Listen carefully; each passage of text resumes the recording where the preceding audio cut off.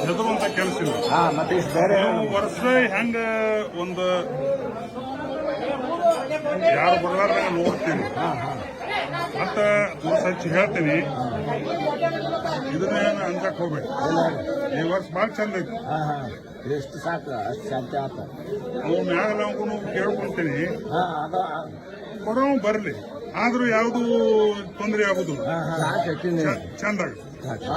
ಮತ್ತೆ ಇನ್ನೂ 3 ವರ್ಷ ಅಂತ ಹೇಳಿ ಹೋದ ವರ್ಷ ಇನ್ನೂ 2 ವರ್ಷ ಮಳೆಗಾಲ ಕಡಿಮಿಲ್ಲ. ಅಣ್ಣನೂ ಸಾಕಷ್ಟು. ಆದ್ರೆ ರಾಜಕೀಯ ಹೇಳುವುದು ಮುಂಜಾನೆ ಏನು ಹೇಳುದು ಹೇಳ್ತಾರೆ. ಈ ವರ್ಷ ಅಗ್ನಿ ಚಂದ ಐತಿ. ಎಲ್ಲರೂ ಒಕ್ಕಟ್ಟಿಂದ ಮಾಡಿ ಹೆಂಗ್ ನೋಡುದ ಹೇಳ್ತೀನಿ.